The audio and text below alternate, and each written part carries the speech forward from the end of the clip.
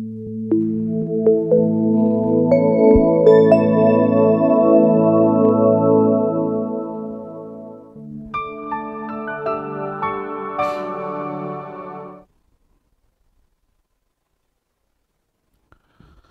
Once again, कैसे हो आप लोग?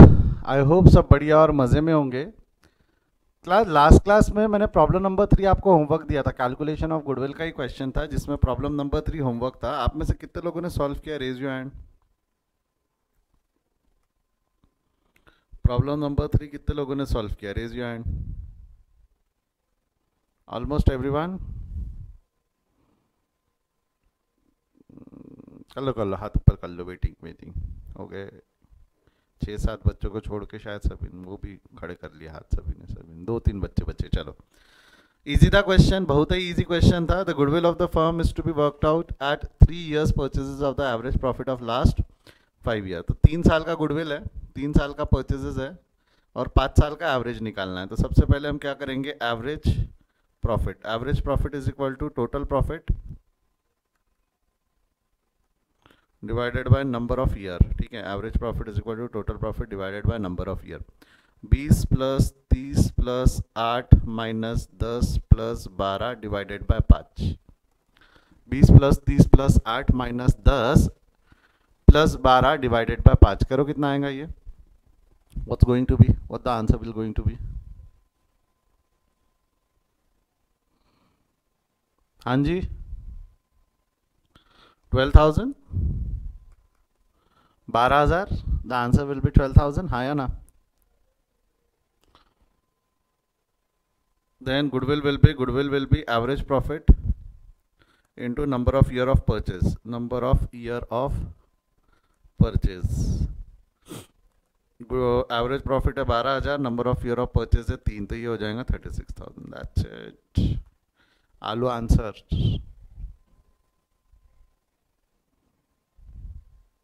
लिख लो इसको।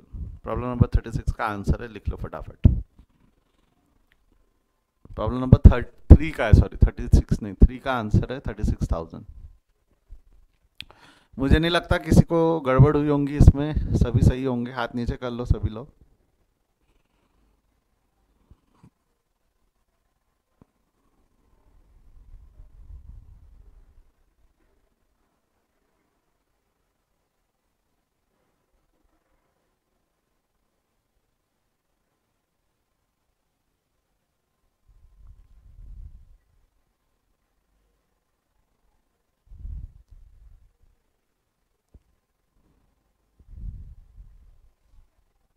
चलो, हो गया है।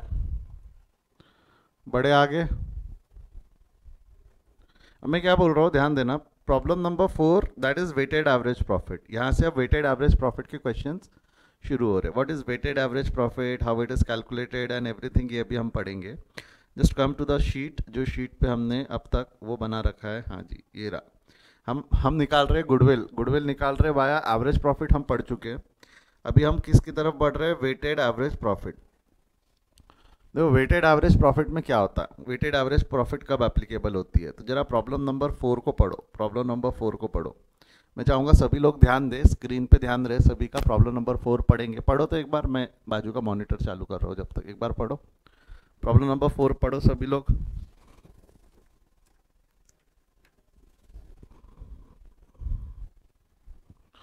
क्या लिखा हुआ है प्रॉब्लम नंबर 4 के अंदर में? If you look at properly, you are required to calculate the goodwill. You are required to calculate the goodwill for 3 years of purchases with the help of following information. ये information से 3 साल के purchases के लिए आपको goodwill निकालना है। 3 साल के purchases के लिए आपको goodwill निकालना है। अब जरा इस क्वेश्चन पे ध्यान देना। मुंडी उंडी झटको, स्ट्रेट बैठो। मेरे एक सवाल का जवाब ध्यान से सोच समझ के देना। पहले साल का प्रॉफिट 20,000 है, अगले साल का प्रॉफिट 28,000 है, अगले साल का प्रॉफिट 32,000 है, अगले साल का प्रॉफिट 35,000 है। तो आपको नहीं लगता कि हर साल यहाँ पे प्रॉफिट बढ़ते चला है? हर साल यहाँ पे प्रॉफिट बढ़ता चला है? बोलो हाँ या ना, यस और नो। तो इसको बोला जाता है इंक्रीजिंग ट्रेंड। इसको क्या बोलेंगे हम? Increasing trend. तो wherever there is an increasing, एक ट्रेंड डिक्रीजिंग भी हो सकता है। डिक्रीजिंग मतलब ये वाले क्वेश्चन में देखो,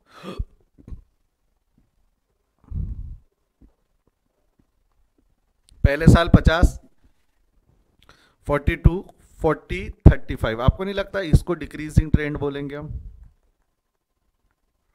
ये डिक्रीजिंग है, हर साल प्रॉफिट कम होते गया। 13 में 50 था, 14 में 42, 15 में 40 और 16 में 36। There is a decreasing trend, there is a, यहाँ पे इंक्रीजिंग ट्रेंड है, यहाँ पे डिक्रीजिंग ट्रेंड है। बोलो हाँ या ना? यहाँ इंक्रीजिंग ट्रेंड है, यहाँ डिक्रीजिंग ट्रेंड है। बोलो यस और नो, हाँ या ना? पक्का श्योर? बढ़ो आगे यहां से।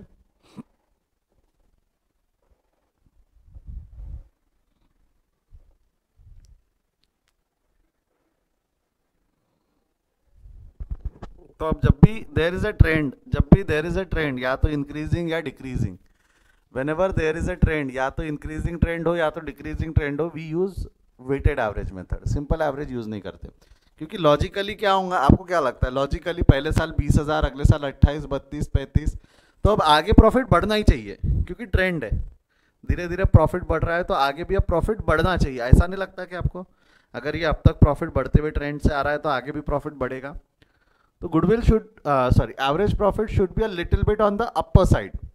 एवरेज प्रॉफिट थोड़ा सा ज़्यादा आना चाहिए। जैसे अगर आपने सिंपल एवरेज निकालो तो जरा सिर्फ आपके कैलकुलेशन के लिए मैं बोल रहा हूँ, सिंपल एवरेज निकालो। 20,000 plus 28,000 plus 32,000 plus 35,000 is equal two divided by 4। कितना हो रहा है ये? 28,750। मैं ये लिख के रखता हूँ, ये सिंपल एवरेज है, 28,750 सिंपल एवरेज प्रॉफिट। ठीक है, सिंपल एवरेज प्रॉफिट है 28,750। Now let's calculate the weighted average profit.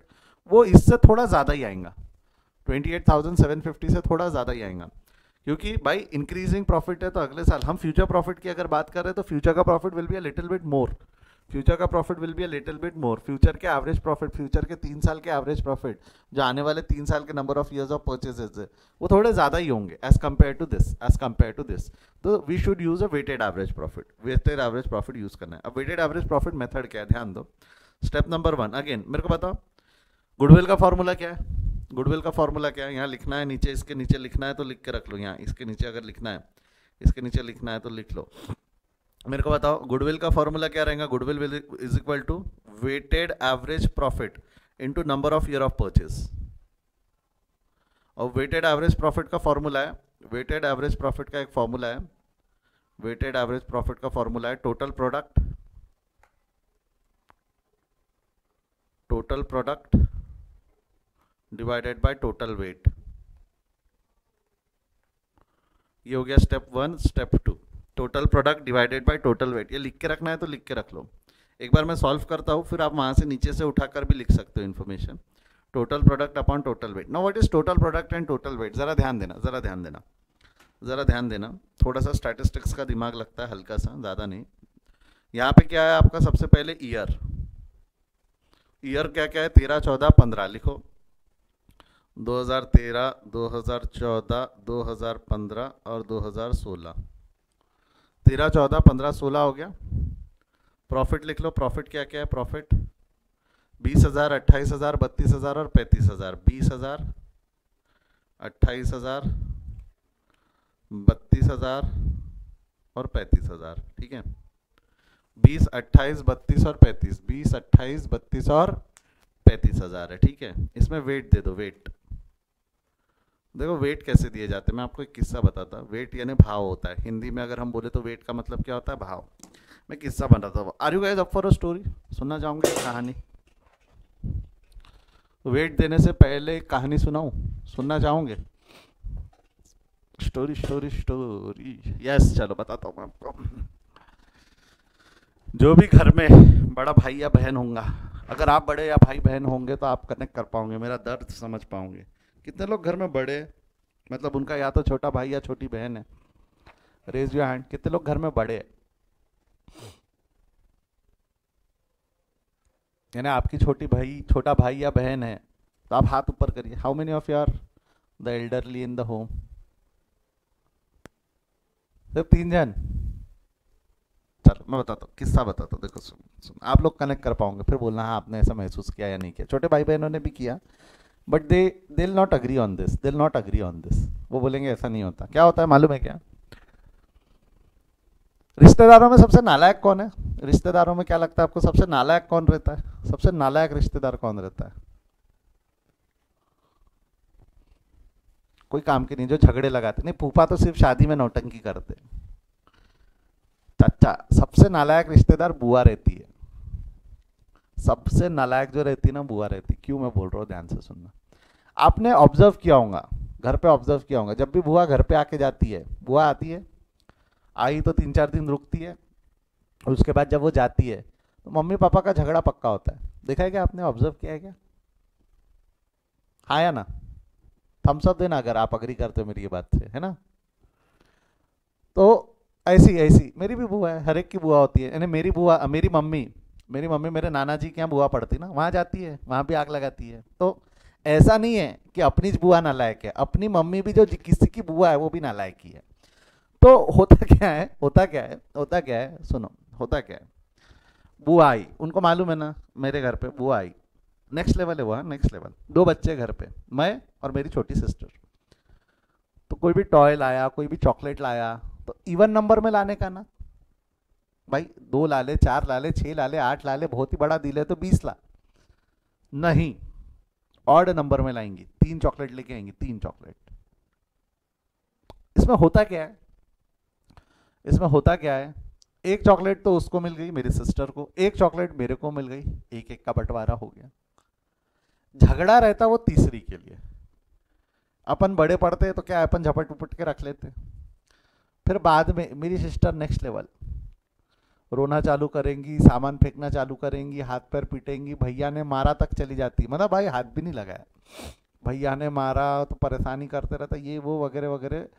फिर क्या होता है, आपने फिर ऑब्जर्व किया क्या, फिर अपने घर वाले आते, मम्मी आती, पापा आते, वो समझाते, तू बड़ा है, वो छोटी है, उसको दे। होता है ना ऐसा, कितने लोगों ने ऑब्जर्व किया, ऐसा किया है कि नहीं किया? How many of you observe this, raise your hand. ऐसा हुआ है, वो बड़ा है, तू बड़ा है, वो छोटी है ना, पापा की परी।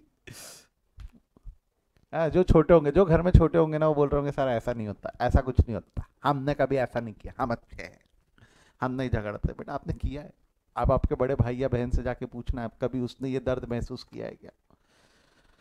बेटा इसमें हुआ क्या मालूम है क्या, वो नजदीक की पड़ती, वो नजदीक की पड़ती, मेरी सिस्टर जो है वो नजदीक की पड़ती, अपन दूर के पड़ते, वो नजदीक की है, अपन दूर के। तो जो नजदीक का रहता ना बेटा, उसको ज्यादा भाव मिलता, जो नजदीक का रहता ना उसको ज्यादा भाव मिलता, जो दूर का रहता वो पुराना हो गया रहता, उसको भाव कम मिलता। अपन बड़े हैं तो अपन दूर के हो गए, अपन 91 के, वो 96 की, तो भाव किसको ज्यादा मिलेगा? ऑफकोर्स उसको, क्योंकि वो ना 6-5 साल नजदीक की है ना वो। तो ऐसा ही रहता, ऐसे ही रहता।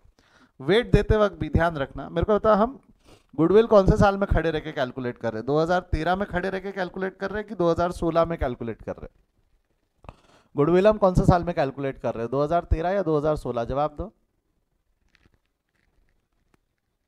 We are calculating goodwill in the year 2016. We are calculating the goodwill in the year 2016. हम यहाँ खड़े रह के गुडविल कैलकुलेट कर रहे हैं, हम यहाँ खड़े रह के गुडविल कैलकुलेट कर रहे हैं, बराबर है? यहाँ खड़े रह के हम फ्यूचर का गुडविल कैलकुलेट कर रहे हैं, फ्यूचर का प्रॉफिट निकालने की कोशिश कर रहे हैं। तो मेरे को एक चीज बताओ, यहाँ से नजदीक का साल कौन सा पड़ेगा? बीते हुए प्रॉफिट में नजदीक का साल कौन सा पड़ेगा?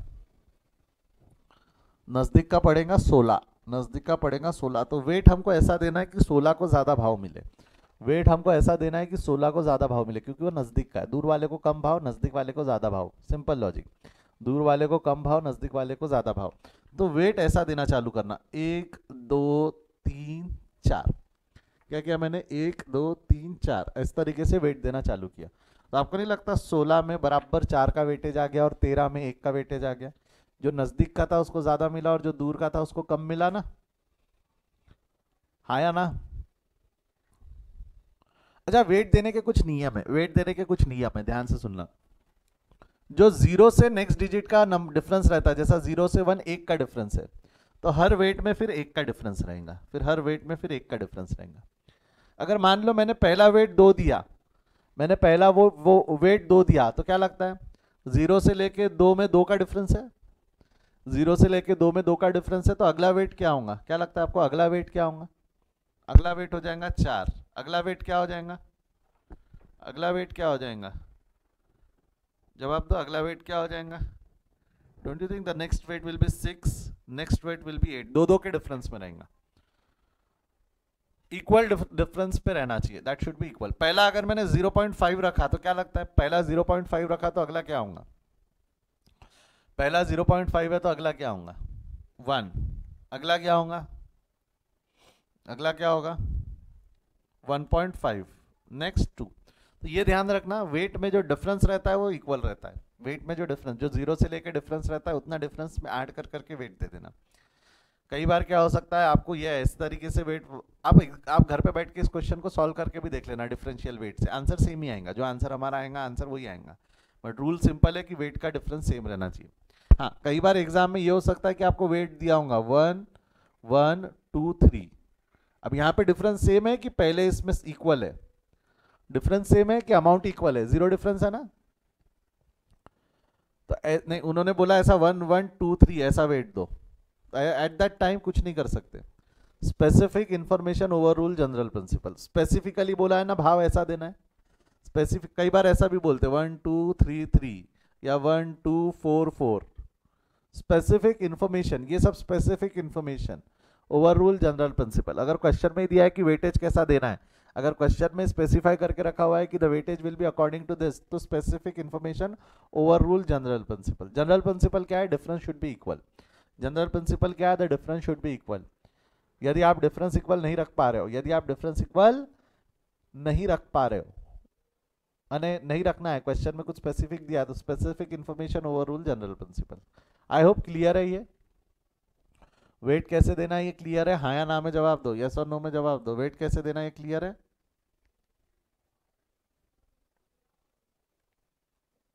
बढ़े आगे।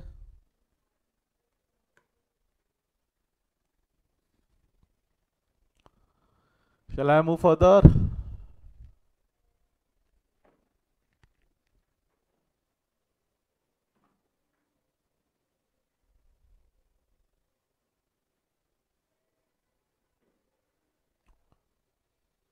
चलिए नेक्स्ट आगे बढ़ते, ये वेट हो गया। वेट के बाद में नेक्स्ट क्या निकालेंगे हम? Product.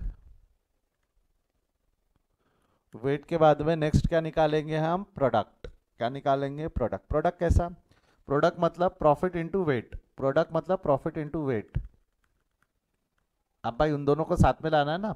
Ultimately profit divided by number of year is your average profit, but अब वेट दे दिए तो वेट को भी साथ में लाना है, तो मल्टीप्लाई करेंगे। स्टैटिस्टिक का रूल है कि भाई दोनों को मल्टीप्लाई किया जाता है। ये कितना हो जाएगा? 20,000। 28 इंटू 2 करो, कितना होता है? 28 इंटू 2, हाँ जी, 56,000। 56,000। 32 इंटू 3, 96,000। 35 इंटू 4, 1,40,000 शायद, ठीक है। इसके बाद में ये निकालो टोटल वेट की टोटल, प्रोडक्ट की टोटल। वेट की टोटल मैं बता देता हूँ 10 आती है। प्रोडक्ट की टोटल आप बताओ कितनी आती है? एक मैंने बताया, एक आप बताओ। इक्वल डिस्ट्रीब्यूशन ऑफ वर्क, ठीक है।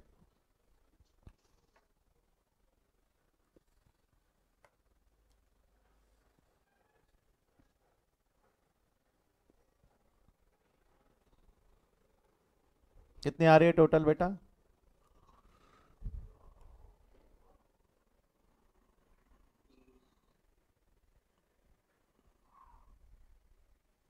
हाँ जी, 20 plus 56 plus 96 plus 140,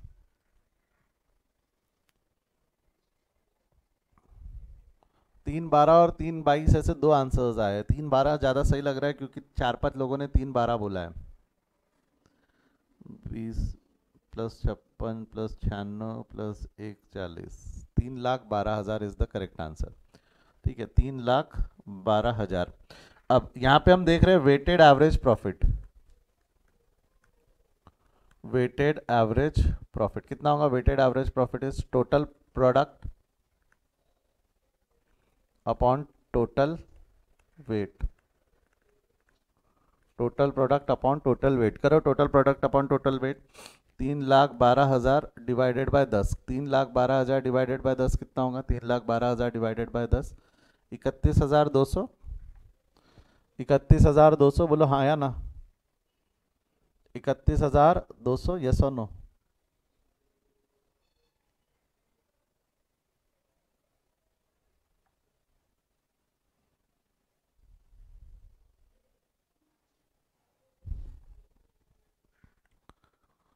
step number two ध्यान दो। Step number two, goodwill. अच्छा एक मिनट। एवरेज प्रॉफिट कितना है हमारा? वेटेड एवरेज कितना है? 31,200 ना। और यहाँ पे कितना आ रहा था? 28,750। आंसर आया 31,200, थोड़ा ज्यादा आया ना? सिंपल एवरेज से वेटेड एवरेज प्रॉफिट थोड़ा ज्यादा आया ना? यस और नो? सिंपल एवरेज से थोड़ा वेटेड एवरेज प्रॉफिट ज्यादा आया क्या नहीं आया? हाँ या ना में जवाब दो। क्या weighted average profit simple average profit से ज्यादा आया? क्यों ज्यादा आया? क्योंकि there is an increasing trend. तो वो जो ट्रेंड का इंक्रीज है, इंक्रीजिंग ट्रेंड का जो प्रॉफिट है वो भी कंसिडर हो गया उस एवरेज में। वो भी जो लॉजिकल भी है, जो लॉजिकल भी है, क्योंकि प्रॉफिट हर साल बढ़ रहा है तो आगे भी बढ़ना चाहिए, तो एवरेज प्रॉफिट भी थोड़ा ज्यादा साइड में आना चाहिए। नॉट 88 28, इट शुड बी 31 के आसपास, नॉट 28 के आसपास, इट शुड बी 31 के आसपास। ये समझा क्या? ये क्या आवाज कर रहे? चुकू चुकू चुकू चुकू चुकू, कौन है ये? क्लियर है यहाँ तक? हाँ या ना? नेक्स्ट, गुडविल का फॉर्मूला क्या हो जाएगा? गुडविल क्या है फॉर्मूला? बोलो। Goodwill is equal to weighted average profit into number of year of purchase. तो वेटेड एवरेज कितना हो जाएगा? 31,200 into number of year of purchase कितना है? Number of year of purchase is 3 करो। 31,200 इंटू 3 कितना आता है? 31,200 इंटू 3, 31,200 इंटू 3 करो फास्ट। 93,600 कितना हो जाएगा? 93,600। क्लियर है यहाँ तक? 93,600 छाप लो इसको। हरी अप फास्ट छापो इसको।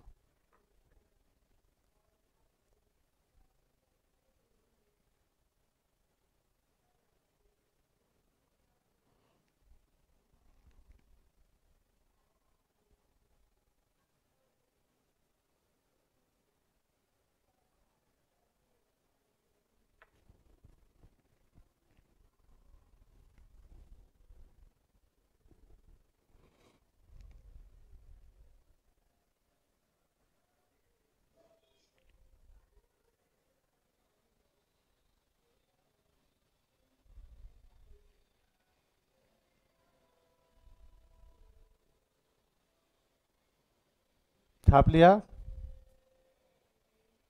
स्क्रीनशॉट ले लो। ये अगर हो गया होगा तो प्रॉब्लम नंबर 5 अभी सॉल्व करो। तो come on hurry up, try problem number 5 now.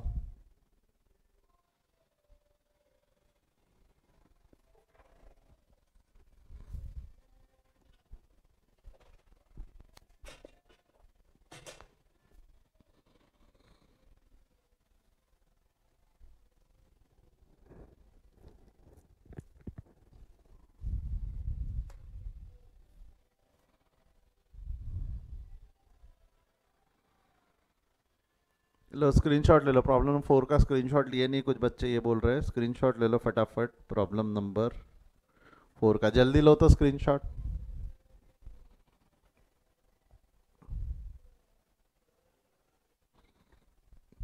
Problem number 5 solve करो।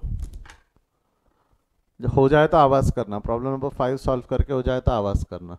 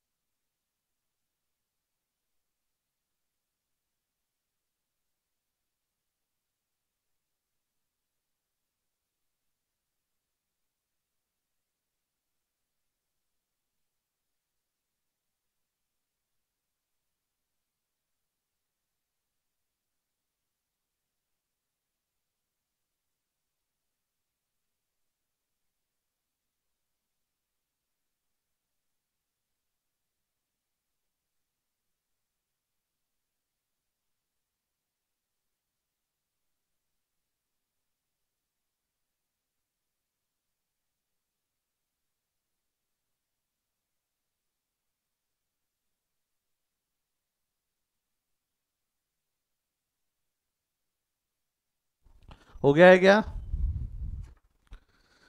चलो आ जाओ, यहाँ कंसंट्रेट करो। हो गया है क्या? ध्यान दो ध्यान दो ध्यान दो, मैं क्या बोल रहा हूँ ध्यान दो। Problem number 5।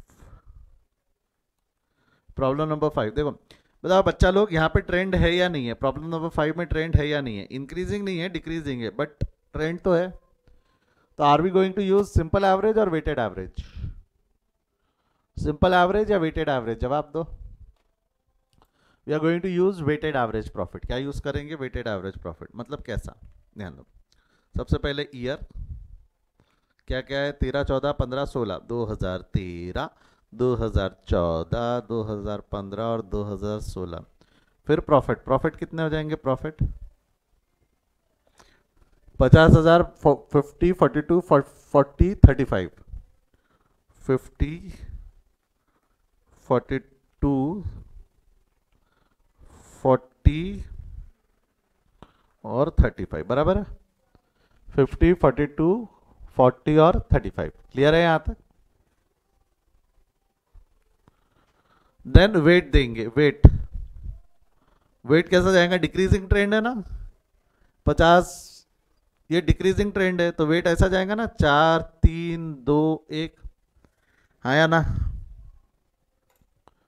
डिक्रीजिंग ट्रेंड है तो 4, 3, 2, 1 ऐसा वेट जाएगा। बोलो यस और नो।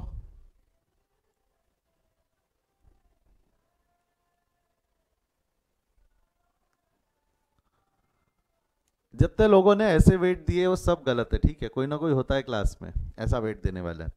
मैंने आपको वेट प्रॉफिट के हिसाब से देने बोला था कि ईयर के हिसाब से देने बोला था?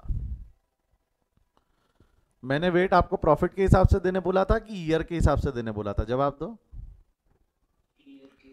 मैंने वेट आपको जो देने बोला था ईयर के हिसाब से, जो नजदीक का है उसको ज्यादा। मतलब weight should not be 4, 3, 2, 1। Weight should be 1, 2, 3, 4। 1, 2, 3, 4 होना चाहिए, 4, 3, 2, 1 नहीं। ये सही है। क्लियर है यहां तक? जो पास का है उसको ज्यादा, जो नजदीक का है उसको ज्यादा वेट देंगे। क्या बोलेंगे हम? जो नजदीक का है उसको ज्यादा वेट देंगे। जो नजदीक का है उसको हम ज्यादा वेट देंगे। क्लियर है यहां तक? हाँ या ना? यस और नो? बड़े आगे। ईयर हो गया, प्रॉफिट हो गया, वेट हो गया। ईयर हो गया, प्रॉफिट हो गया, वेट हो गया। अगला क्या है? अगला क्या हो जाएगा? प्रोडक्ट। अगला क्या हो जाएगा? प्रोडक्ट। प्रोडक्ट ये कितना हो जाएगा? 50,000। 50 इंटू 1, 50,000। 42 इंटू 2 करो। 42 इंटू 2 कितना होगा? 42 इंटू 2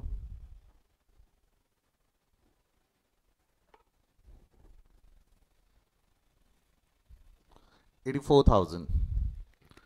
ये हो जाएगा 1,20,000। And 35 into 4, 35 into 4 I think that's 1,40,000। Total मारो। वेट की टोटल हो गई 10। प्रोडक्ट की टोटल कितनी आ रही है? जवाब दो।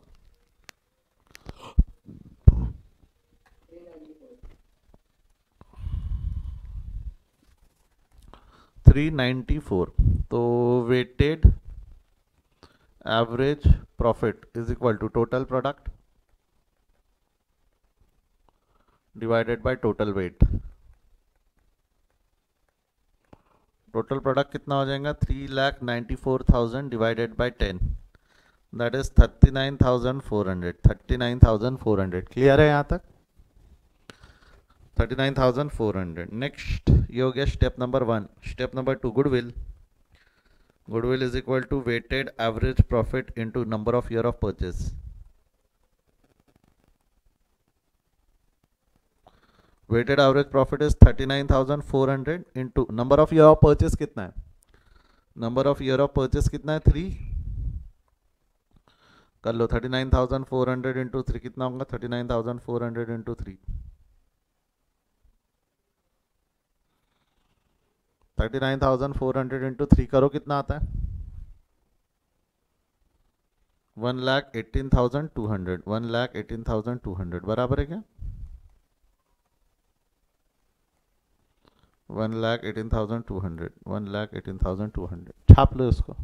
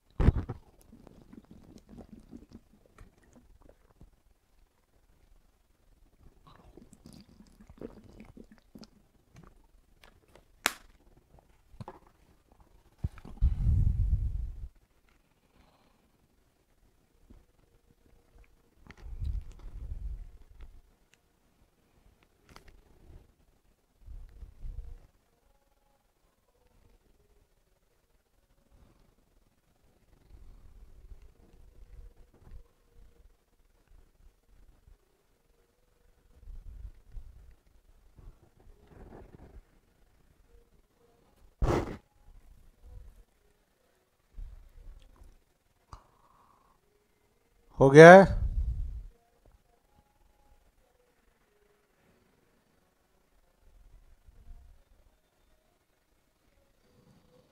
आगे बढ़े? If you guys done with this, आगे बढ़े। जो हमने मेथड पढ़ी, weighted average profit, weighted average profit का फॉर्मूला है total product upon total weight, और गुडविल का formula is profit into number of year of purchase, profit into number of year of purchase. ठीक है, डिस्कशन को आगे बढ़ाते हैं। अगला जो सवाल है, अगला जो टॉपिक है उसका नाम है सुपर प्रॉफिट। अगला जो टॉपिक है उसका नाम है goodwill with the help of super profit method, goodwill with the help of super profit method. ठीक है, क्या होती है सुपर प्रॉफिट मेथड? चला आ जाओ, इस पे चर्चा करते हैं, इस पे डिस्कशन करते हैं, चीज़ें लॉक करते हैं और आगे बढ़ते हैं। चलो, मैं क्या बोलने वाला हूँ ज़रा ध्यान से सुनना, ध्यान से सुनना। अगला जो मेथड है that's super profit. Super profit method क्या बात करता है, ज़रा ध्यान देना। सुपर प्रॉफिट मेथड क्या बात करता है? मेरे को एक चीज़ बताओ, मेरे को एक चीज़ बताओ, सुपर प्रॉफिट मेथड में गुडविल का फॉर्मूला क्या रहने वाला है? What do you think, goodwill का क्या फॉर्मूला रहने वाला है? What will be the formula for goodwill? एक वाइल्ड गेस मारो, गुडविल का फॉर्मूला क्या रहने वाला है? गुडविल का formula will be super profit into number of year of purchase, number of year of purchase. ठीक है, what do you mean by super profit? What do you mean by super profit? That brings us to the very first question कि sir what do you mean by super profit? आखिर super profit मतलब होता क्या है, and super profit को इज्जत क्यों दे रहे हैं हम? ध्यान दो, ठीक है, ये समझते। सुपर प्रॉफिट का मतलब क्या होता है? मेरे को एक चीज़ बताओ, मेरे को एक चीज़ बताओ, जैसा कल आपको याद होगा मेरे को मिठाई की दुकान डालनी थी। अपनी दुकान का नाम क्या था? अपनी मिठाई की दुकान का नाम क्या था? जवाब दो।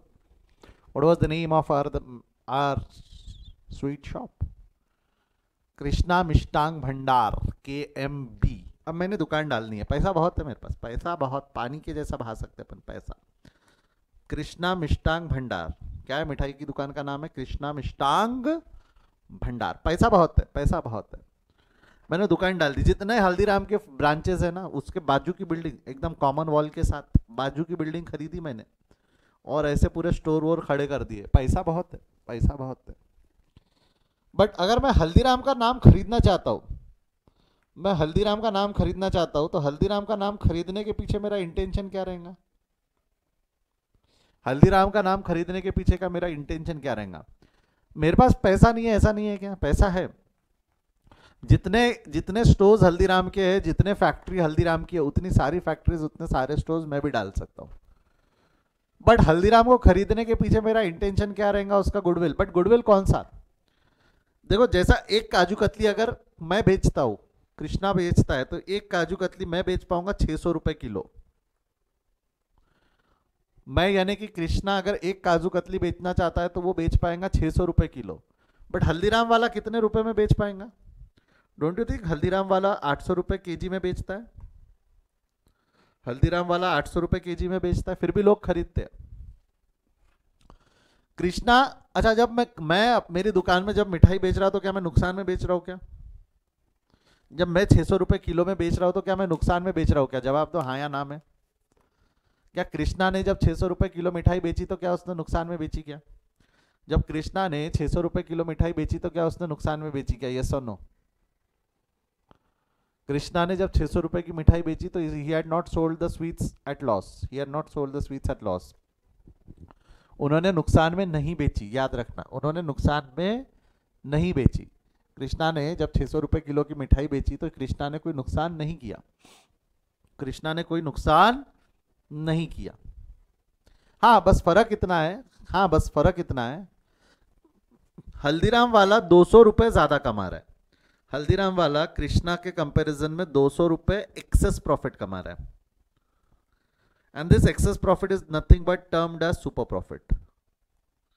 तो मेरे को एक चीज बताओ, मैंने अगर हल्दीराम का नाम नहीं भी खरीदा तो भी मैं 600 रुपए के हिसाब से प्रॉफिट तो कमा ही सकता हूं ना। अगर मैंने हल्दीराम का प्रॉफिट नहीं भी खरीदा, हल्दीराम का गुडविल नहीं भी खरीदा, तो क्या मैं प्रॉफिट कमा सकता हूं या नहीं कमा सकता हूं? क्या बाकी मिठाइयों की दुकान नुकसान में चल रही है क्या? बाकी इतनी मिठाई, हल्दीराम के अलावा भी बहुत सारी मिठाइयों की दुकान है, क्या वो नुकसान में चल रही है क्या? The answer is no. मैं अगर हल्दीराम का गुडविल नहीं भी खरीदता तो I can earn a profit, I can earn a decent profit. But Haldiram के नाम के पीछे, हल्दीराम के नाम के पीछे उसका 800 रुपए, ये मेरा इंटेंशन है जिससे मैं 200 रुपए का एक्सेस प्रॉफिट कमा सकूं। तो मैं गुडविल के लिए पैसा क्यों पे कर रहा हूं? उसके नॉर्मल प्रॉफिट के लिए पे करना चाहूंगा कि उसके सुपर प्रॉफिट के लिए पे करना चाहूंगा? हम कोई भी ऑर्गेनाइजेशन का गुडविल खरीदने के पीछे इंटेंशन क्या रहता? उसका नॉर्मल प्रॉफिट। वो तो मैं कल दुकान डाल लूं, कमा सकता हूं, मैं कल दुकान डाल लूं, मैं कल कल से कमाना चालू कर सकता हूं, बट इंटेंशन मेरा नॉर्मल प्रॉफिट कमाना नहीं है। मेरा इंटेंशन उसका सुपर प्रॉफिट कमाना है, because he is charging superior price as compare to my price. मैं 600 रुपए केजी में बेचेंगा, वो 800 रुपए केजी में बेचेंगा, और लोग धड़ल्ले से फिर भी खरीदेंगे।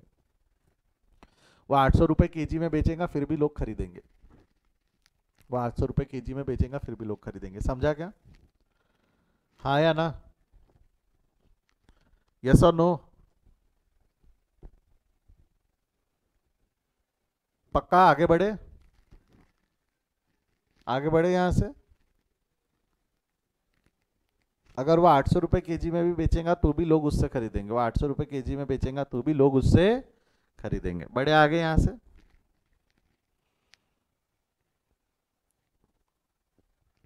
अब जरा ध्यान देना, अब जरा ध्यान देना।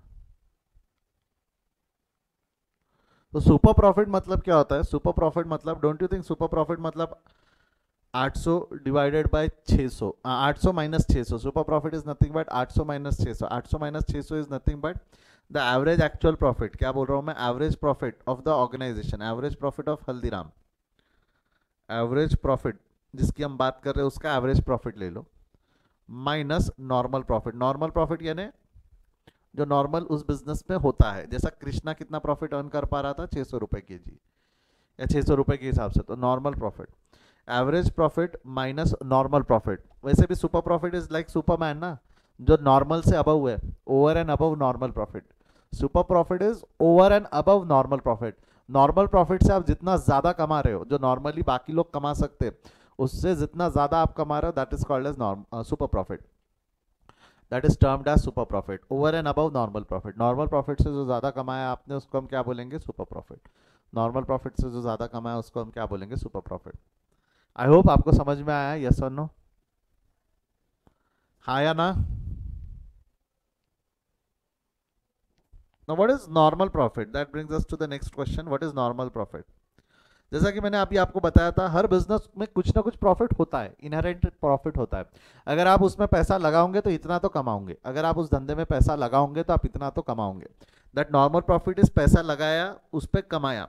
कैपिटल एम्प्लॉयड बोलते हैं जो पैसा लगाया आपने, capital employed in that business, into NRR, normal rate of return. NRR का मतलब क्या होता है? Normal rate of return. Her industry का होता है ये। जितना ज़्यादा पैसा फूकोगे आप एडवर्टाइजमेंट, मटेरियल या इंफ्रास्ट्रक्चर डेवलप करने में, तो आप 20%, जैसा होता है कपड़ों के अंदर में, आप 30-40% का प्रॉफिट कमा के निकल सकते हो। आयरन एंड स्टील में 3-4% का प्रॉफिट कमा कर निकल सकते हो। वाइट गुड्स जो रहते हैं उसमें 60-70% का प्रॉफिट कमा कर आप निकल सकते हो। वॉचेस के अंदर में कुछ अराउंड 150% का प्रॉफिट आप कमा कर निकल सकते हो। तो every business will have its own normal rate of return. ये निकालना नहीं पड़ता, ये दिया होता है। हर बिजनेस, हर इंडस्ट्री का डिफाइन है, हर बिजनेस, हर इंडस्ट्री का ये डिफाइन नॉर्मल रेट है। इतना तो कमाओगे, आप इतना नहीं कमा रहे हो तो you are doing something wrong, you are doing something wrong. That's normal rate of return. क्या बोलेंगे हम इसको? Normal rate of return. Normally you are going to earn this much of profit, normally we are going to earn this much of profit, that is normal rate of return. क्या बोलेंगे उसको? Normal rate of return. Clear है यहाँ तक? Clear है यहाँ तक? बोलो हाँ या ना, यस और no.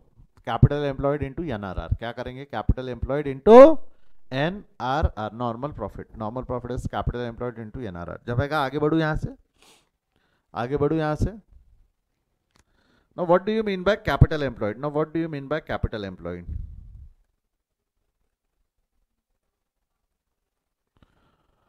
What do you mean by capital employed? Capital employed का मतलब क्या होता है? Capital employed मतलब अभी मैंने बताया आपको, capital employed मतलब the money invested in the business. Capital employed का मतलब क्या है? The money, the funds invested in the business. बोलो हाँ या ना? The money or the funds invested in the business. धंधे में लगाए हुए पैसे, धंधे में लगाए हुए पैसे, that's capital employed. बिजनेस में लगाया हुआ पैसा, that's capital employed. Money invested in the business, money invested in the business is capital employed. अब जब हम बात करते हैं money invested in the business की, money invested in the business, तो मेरे को बताओ धंधे में जो पैसा लगता है, जैसा ये कंपनी की बैलेंस शीट है, ये कंपनी की बैलेंस शीट है, जैसा इसके अंदर में फिक्स एसेट्स है, से एग्जांपल के तौर पे 15 लाख के फिक्स एसेट्स है. इन्वेस्टमेंट है, एक काम करो सीक्वेंस चेंज करते हैं, जैसा इन्वेस्टमेंट है से 10 लाख के इन्वेस्टमेंट है, फिक्स एसेट्स है 15 लाख के फिक्स एसेट्स है, करंट एसेट्स है से 5 लाख के करंट एसेट्स है, उसमें deferred revenue expenditure like preliminary expenses वगैरह टाइप के डेफर्ड रेवेन्यू एक्सपेंड, याद है कि बचपन में पढ़ाया था 11th में, डेफर्ड रेवेन्यू एक्सपेंडिचर जो कंपनी के लिए लॉस है, बेसिकली कंपनी या ऑर्गेनाइजेशन का लॉस है, but it has to be allocated over the useful life of the asset, तो वो कैरी फॉरवर्ड होते रहते जब तक वो ख़त्म नहीं हो जाते. तो ये कुछ 5 लाख के आसपास के. टोटल मारो तो कितने हो गए, ये एसेट साइड की टोटल, ये एसेट साइड की टोटल है, ये एसेट साइड है, ये लाइबिलिटी साइड है ना. 10 + 15 + 5 + 5 कितना होता है, 10 + 15 + 5 + 35 लाख. ठीक है, से एग्जांपल के तौर पे ये कैपिटल है, ऑर्गेनाइजेशन का 20 लाख रुपए का कैपिटल, उन्होंने 20 लाख का कैपिटल इन्वेस्ट कर रखा है. ये लॉन्ग टर्म लोन है, लॉन्ग टर्म लोन है कुछ 10 लाख रुपए का. करंट लाइबिलिटी है कुछ 5 लाख रुपए की, करंट लाइबिलिटी है 5 लाख रुपए की, तो ये भी हो गए 35 लाख. हाँ या ना, यस और नो. अब मैं क्या बोल रहा हूँ ध्यान से सुनना. Capital invested in the business क्या है, capital invested in the business, धंधे में लगाया हुआ पैसा. अगर मैं ऐसा बोलूँ तो चलेगा क्या, ये जो 5 लाख रुपए ये कैपिटल बिजनेस में लगाया हुआ है, सॉरी ये 20 लाख रुपए बिजनेस में लगाए हुए हैं, बोलो हाँ या ना. ये 20 लाख रुपए धंधे में लगाए हुए हैं, बोलो हाँ या ना. ये 20 लाख रुपए धंधे में, बट ये जो 10 लाख रुपए ये हमारे बिजनेस में लगाया हुआ है कि किसी और के बिजनेस में इन्वेस्ट कर दिया. ये 10 लाख रुपए इज इन्वेस्टमेंट आउटसाइड बिजनेस ना. ये 10 लाख रुपए हमारे बिजनेस में लगे हुए कि इन्वेस्टमेंट आउटसाइड बिजनेस हो गया. क्या बोलते हो, ये 10 लाख रुपए हमारे बिजनेस में लगे कि इन्वेस्टमेंट आउटसाइड बिजनेस है. That 10 lakh rupees is investment outside business, that 10 lakh rupees.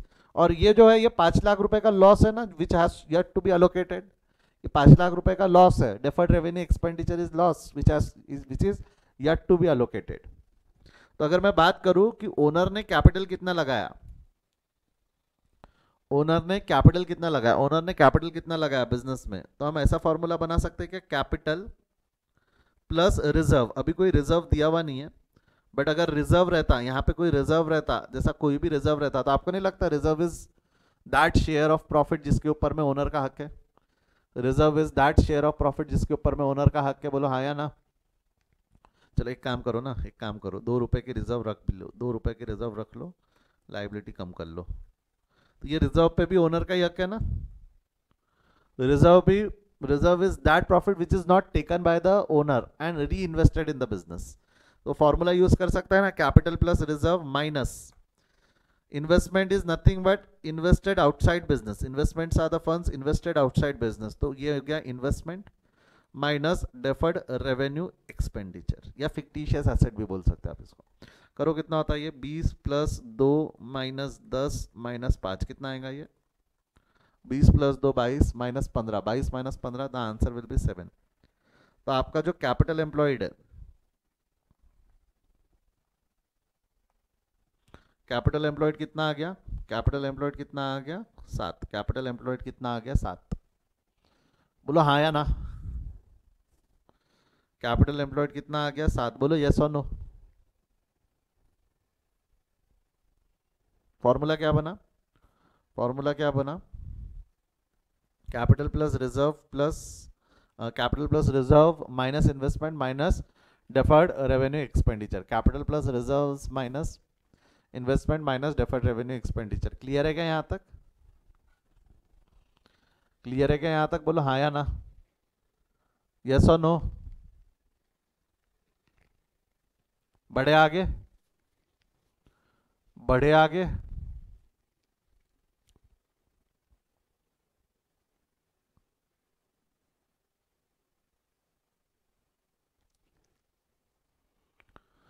अब आगे बढ़ते हुए इस डिस्कशन को आगे ले जाते हुए, इसी डिस्कशन को आगे ले जाते हुए, लेट्स सी इसी को आगे बढ़ाते हुए क्या कर सकते हैं हम?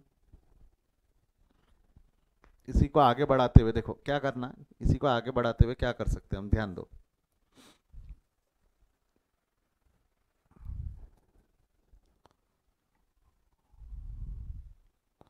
आगे बढ़ाते हुए, इसी को आगे बढ़ाते हुए कैसा कर सकते हैं, मेरे को एक चीज बताओ। ये जो अनहाइलाइटेड है, इससे मैं एक फॉर्मूला बना सकता हूँ क्या? ये जो ब्लू कलर है, इससे भी एक फॉर्मूला बनता, इससे भी एक फॉर्मूला बनता। Fix assets plus current assets minus long term liability minus current liability. करके देख लो। फिक्स एसेट्स कितना है आपका 15 प्लस 5 माइनस 10 माइनस 3 करो तो कितना होता है? 15 प्लस 5 माइनस 10 माइनस 3 कितना होता है? 20 माइनस 13 आ रहा है क्या? 7।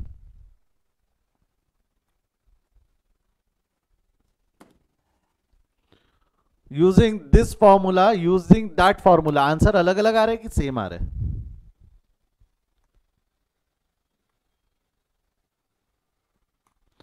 आंसर अलग अलग आ रहे हैं कि सेम आ रहे हैं?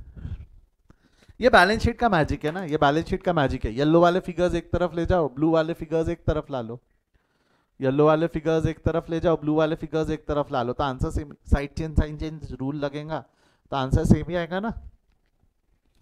साइड चेंज साइन चेंज का रूल लगेगा तो आंसर सेम ही आएगा ना। यस और नो? हाँ या ना? हाँ या ना? तो इसका एक फॉर्मूला और बनता है, इसका एक फॉर्मूला और बनता है, that is total assets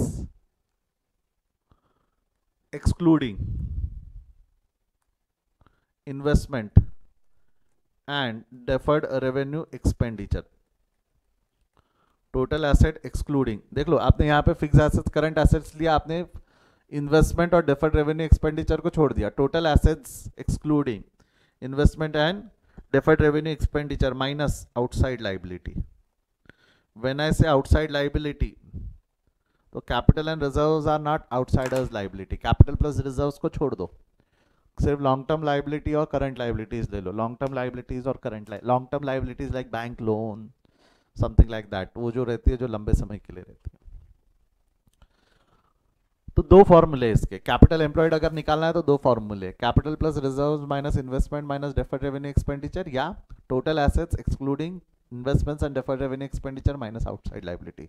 exam में क्या इंफॉर्मेशन दी रहेंगी उस पर निर्भर करेगा कि कौन सा फॉर्मूला लगाएंगे, ये या ये। मतलब अगर हम यहाँ बात करें तो कैपिटल एम्प्लॉयड का फॉर्मूला क्या है? कैपिटल एम्प्लॉयड के दो फॉर्मूले क्या क्या है? एक फॉर्मूला हो गया कैपिटल एम्प्लॉयड का, कैपिटल प्लस रिजर्व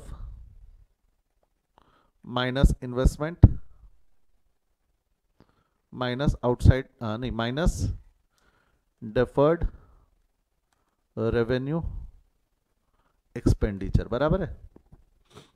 दूसरा फॉर्मूला क्या है? दूसरा फॉर्मूला और दूसरा फॉर्मूला क्या है? Total assets excluding investment and deferred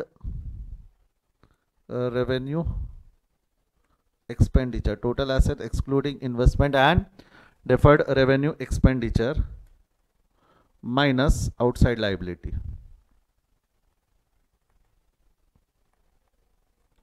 Total assets excluding investments and deferred revenue expenditure minus outside liability. Clear है क्या?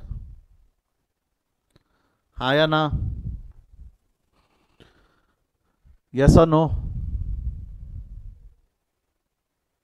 Are we clear with this? Total asset excluding investment and deferred revenue expenditure minus outside liability. Minus outside liability. जमेगा?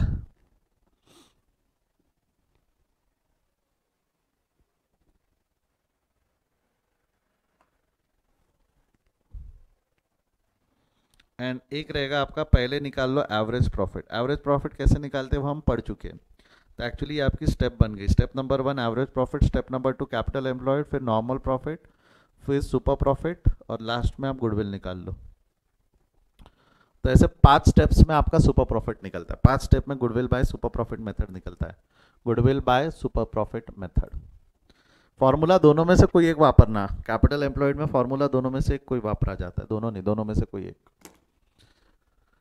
Step number 1, पहले हम average profit निकालेंगे, फिर capital employed निकालेंगे, फिर normal profit, फिर super profit, और लास्ट में हम निकालेंगे गुडविल। तो आप चार्ट बना रहे हो, याद है क्या मैंने आपको लास्ट क्लास में एक चार्ट बनाने बोला था, सुपर प्रॉफिट के नीचे जगह रखने बोला था, ओ जी याद है क्या, ये ऐसा चार्ट बनाने बोला था ना, ये सुपर प्रॉफिट के नीचे जगह थी, उसके नीचे ये स्टेप्स लिख लो,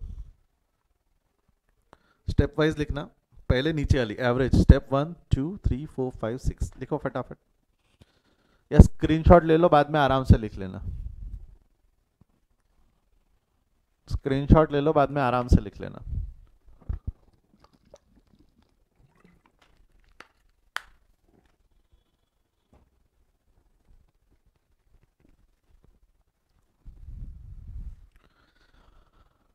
हो गया है क्या,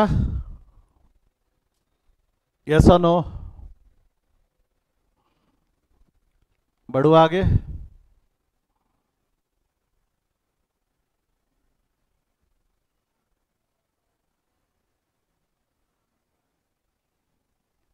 नॉर्मल प्रॉफिट वाला स्टेप क्या, it is nothing but normally आप जो बिजनेस में पैसा लगाते हो, जितना भी धंधे में आप पैसा लगाते हो, उस पर कुछ परसेंट का रिटर्न मिलेगा, जो भी परसेंट का रिटर्न मिलेगा दैट इज नॉर्मल प्रॉफिट।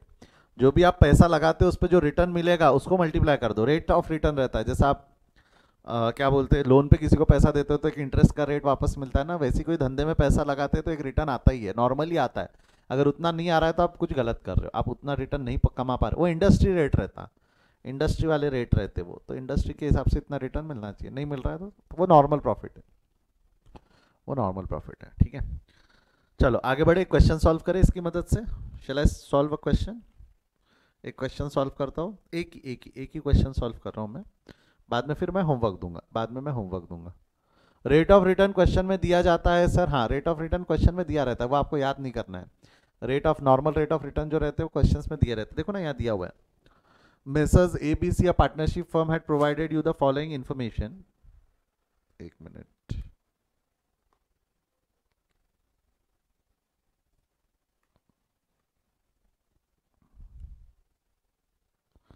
देखो क्या दिया हुआ है, Messrs partnership firm ABC partnership firm had provided you the following information to calculate the goodwill to be calculated for 2 years of purchases, तो 2 years of purchases हो गया using super profit method, ठीक है। वह नॉर्मल रेट ऑफ रिटर्न, देखो normal rate of return निकालना है कि दिया हुआ है, नॉर्मल रेट ऑफ रिटर्न निकालना है कि दिया हुआ है, क्या लगता है, दिया रहता है, वो दिया रहता है, 10% से रिटर्न निकलने वाला है, 10% से रिटर्न निकलेगा। यहाँ पे प्रॉफिट दिए हुए 30 40 50, यहाँ लॉस है 54 और लास्ट में 30 का प्रॉफिट है, 34 का, यानी बैलेंस शीट दी हुई है, A capital B capital C capital, reserve, creditors, bank overdraft, land building, investments, cash, stock, debtors, preliminary expenses. मेरे को एक चीज़ बताओ, कौन से फॉर्मूले से आप ज़्यादा कंफर्टेबल हो, कौन सा फॉर्मूला ज़्यादा कंफर्टेबल है, कैपिटल के रास्ते से ज़्यादा कंफर्टेबल हो आप, कैपिटल के रास्ते से ज़्यादा कंफर्टेबल हो, या एसेट के रास्ते से ज़्यादा कंफर्टेबल हो, बताओ। Will you guys be more comfortable with the capital का रास्ता और एसेट का रास्ता, कैपिटल के रास्ते से ज़्यादा कंफर्टेबल हो कि एसेट के रास्ते से ज़्यादा कंफर्टेबल हो, कैपिटल के रास्ते से निकाले, कैपिटल इजी जाता है, क्योंकि एसेट में इतनी टोटल मारनी है, कैपिटल में क्या 1 लाख दिया हुआ है, 1 लाख दिया हुआ है, देखो कैपिटल के रास्ते से जाओगे तो कैपिटल लेना है जो 1 लाख है, रिजर्व लेना है जो 1 लाख है, इन्वेस्टमेंट लेना है जो 25,000 है, और डेफर्ड रेवेन्यू एक्सपेंडिचर लेना है जो 50 है, 4 ही टोटल करना पड़ेगा।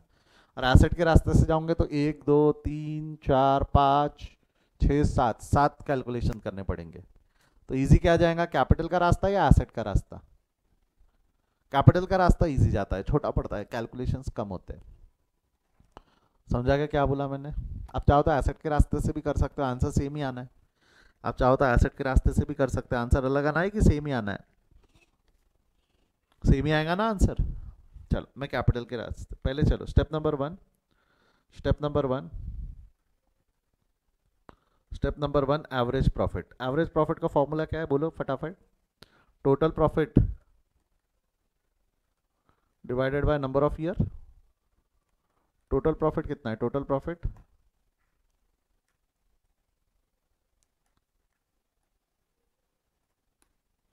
करो, टोटल प्रॉफिट कितना है, total profit plus 40 plus 50, 30 plus 40 plus 50 minus 54 plus 34, minus 54 plus 34 divided by 5 करो कितना आता है ये, डिवाइडेड बाय 5 करो कितना आता है।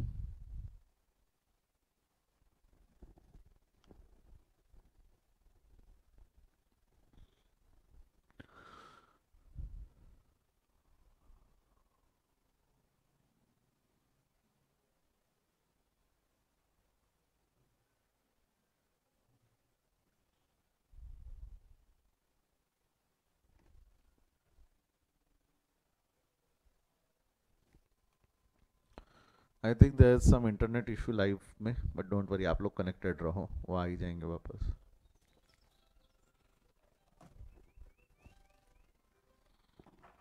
तीस plus 40 plus 50,000 minus 54,000 plus 34,000, that's 1 lakh. कितना आ रहा है answer? 1 lakh. 1 lakh by 5, 1 lakh by 5 and the answer will be 20,000. 1 lakh by 5 20,000 का आंसर आता है। एक मिनट, हाँ एक मिनट।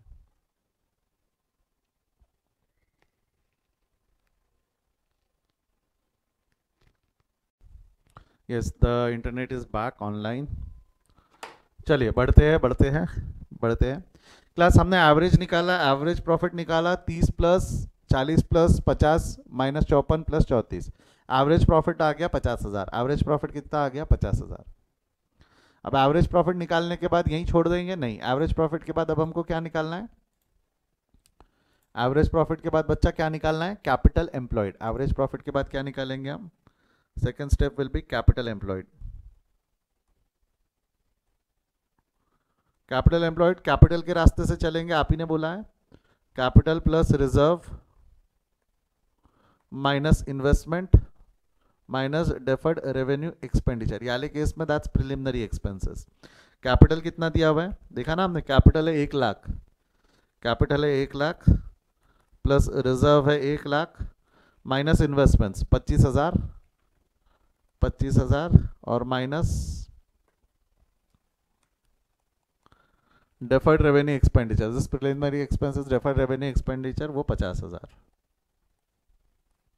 कितना होगा? 1 lakh plus 1 lakh minus 25 minus 50, कितना हो जाएगा ये? 1 लाख।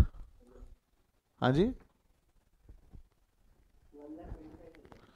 1,25,000, 1,25,000। देन थर्ड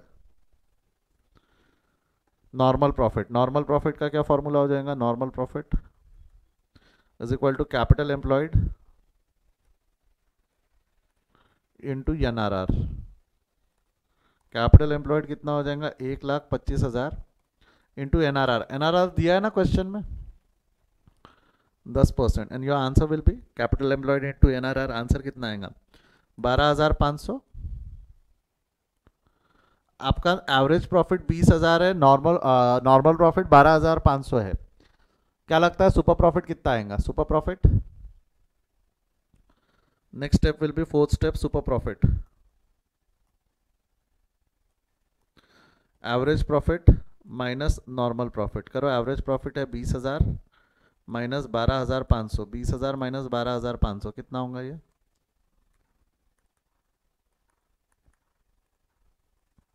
20,000 माइनस 12,500 कितना होगा? जवाब दो। 7,500, हाँ या ना?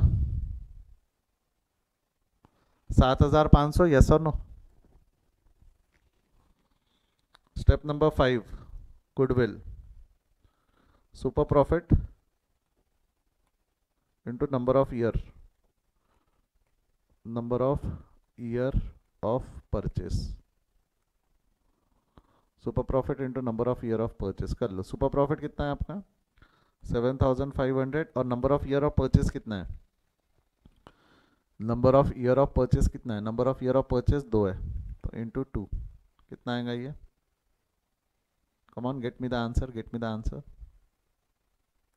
7,500 इंटू 2, हाँ जी,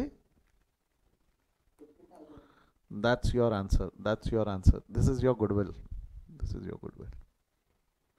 5 स्टेप में आंसर निकलता है। कितने स्टेप में आंसर निकलेगा इसका? 5 स्टेप्स में। ये इस तरीके से पहले एवरेज प्रॉफिट निकालो, फिर कैपिटल एम्प्लॉयड निकालो, फिर नॉर्मल प्रॉफिट निकालो।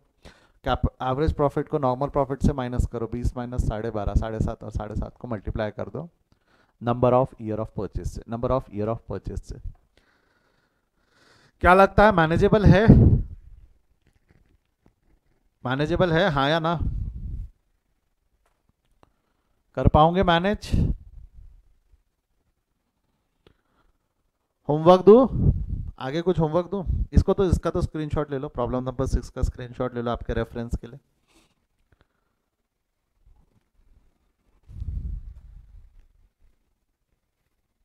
फटाफट स्क्रीनशॉट ले लो इसका।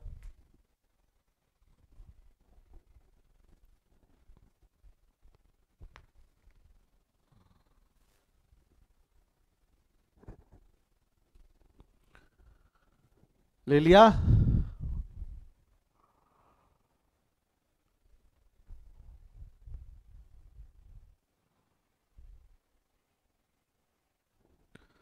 होमवर्क है कुछ, प्रॉब्लम नंबर 7, नोट्स में अपडेट कर चुका हूँ, नोट सेक्शन में, वहां से डाउनलोड कर सकते हो।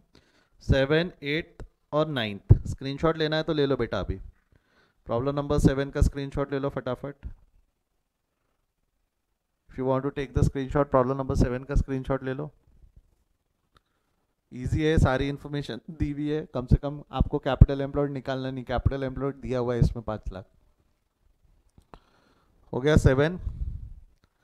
प्रॉब्लम 8 और 9 भी स्क्रीनशॉट लेना चाहते हो क्वेश्चन का तो लेकर रख लो, ठीक है। वैसे नोट सेक्शन में मैं ऑलरेडी अपलोड कर चुका हूं।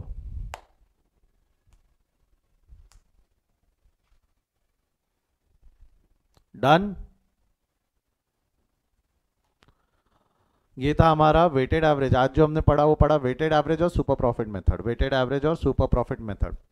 कल क्लास रहेगा, ठीक है। कल कोई छुट्टी नहीं है, मैं पहली बता रहा हूँ। कल क्लास रहेगा हमारा। इस हफ्ते छुट्टी हो गई है, कल वीकेंड संडे है, बट कल क्लास लेंगे हम। इस हफ्ते बीच में एक छुट्टी हो चुकी है ना, इसलिए। रुको, लाइव वाले रुको, बात करने। इसमें कोई कंसेप्ट में डाउट है क्या? कंसेप्ट में कोई डाउट है क्या? नहीं है ना? चलिए, bye bye, see you, take care.